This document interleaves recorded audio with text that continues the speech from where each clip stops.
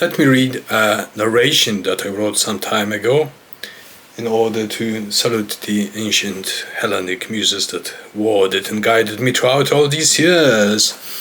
So this will belong to the Occultosophia Corpore, like many other essays written post-Occultosophia, and I would like to share it in a vocalized form. Therefore, on the Society of Muses, a reading. If pure ideas are beautiful, then muses are this incarnate embodiment of these ideas that as wreathed damsels of glorious enchantments call continuously, like cosmic sirens, the land of mortals in order to awaken even one to participate in their feast. Their walk is titanic, the land barren, a few reply the evocations. Imagine harnessing the finest, greatest, most just, wisest, perfected ideas that were embodied in human mortals across civilized centuries. Why civilized? Because when we were nature's children, we were wholly as the whole of nature, even in its bestial aspects.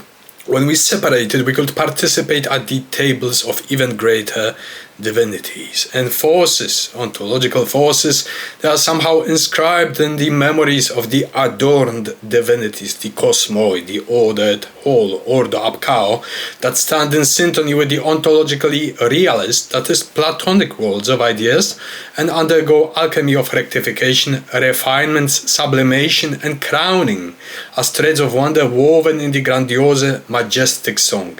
A march, a waltz, a symphony that carries upon itself melancholic, choleric, sanguine, and phlegmatic tones, following the Hippocratic or the Galenian corpore. The dance, the war and peace of elements, sacred chaos of spirits, a crescendo of bestiality, a largissimo of forest-like pondering. Let us not castrate all of this with moralizing. Nature likes to hide and has its own ethos, so does beauty. Therefore, Sacred Muse is in between the world of pure ideas and the generative human mortal world. It is in between her father Apollo, the visible Helios, and the world of ideas of humans. Humans didn't invent gods. They named powers that were there a priori. They allegorized them, mythologized them, somewhat drawing them closer to the mortal land in comprehension. Isis stands unveiled, but only her ribbon falls upon earth. Some time ago I watched On the Silver Globe by Żuławski. It helped me understand the primal motives of humanity. And no matter how a primordial man or woman was governed by instincts, how hard are we trying to explain the biocognitive mechanics behind it nowadays, retrospectively? Metaphysics of a cry of a newborn, of a great pioneering, of conquest, of loss and destruction, of love and war, of death and thunder, of commitment and sacrifice, of ethos and fall, of bestiality and vulgarity, of hate and compassion, of longing and union, among others, are ever present in the metaphysical sense, as they are entombed in a mortal animal, in its shallowness of infantile naivety, vulgarity of obscene trifling, and great abysmal depths. To preserve the wisdom of a child in maturity is to preserve the depths of the world, as it dances around us. Here be muses in great flirtation between the mortals, the topoi, stasis, the forces, the powers, the gods. The depth scorns the shallow waters, like a siren that is trapped in some bog. It won't thrive there and longs for the oceans.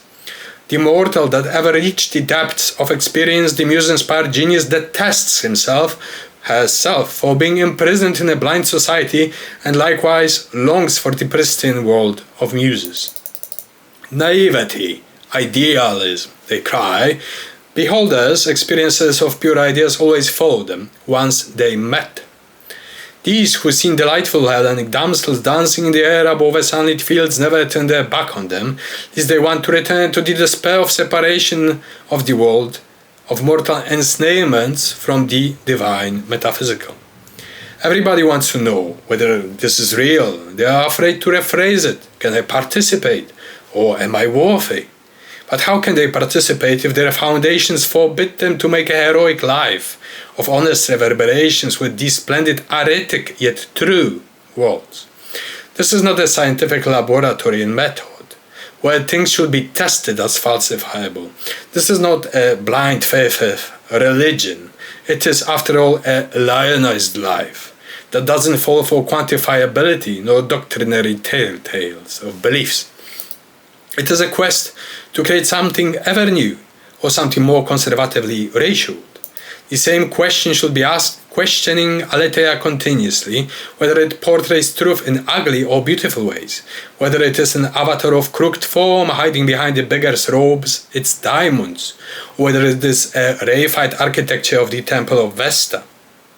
It is easier to botch beauty and turn it into kitsch than destroy the truth contained in ugliness. It is easier to ensnare with false beauty deprived of truth and depth than to see through the pearls among the Devanagari burning grounds. In times of engineered aesthetics, we see such statues of limping pseudo-Aphrodites with mascaras in our art. We see the cohorts of false muses delivering surrogates to people that no longer understand truth, that no longer resonate with the inner depths. So they must take the cheap entertainments for beauty, believing that here they found the true charms. Here they become acolytes of plastic statues deprived of divinities, while some of us prefer to gaze at the statues of ancient regalia smashed against the temple floors once again. People revisit ancient ruins, naturally drawn to the splendor of what? Tourists flood in and flood out. That was inspiring Renaissance and Romantic Enlightenment period literature, art, science, was this vector of searching for long-lost yet eternal things, looking towards the past, towards the ancient greatness. Didactic approaches to sensitivity and depth are nowadays demolished by societies themselves and their demands. The competition in excellence, in heroism, in greatness and wisdom was surpassed by competition in profit, and hence paved way for invidia and the short-sighted pigs trampling upon the worthy things to the point where it doesn't differ to them. Invidia meaning jealousy, envy, for the value of things unworthy of the gods. Whether they consume a burger at McDonald's or hobbistically go to the Philharmonics, the destruction of hierarchies of true values makes it indistinguishable.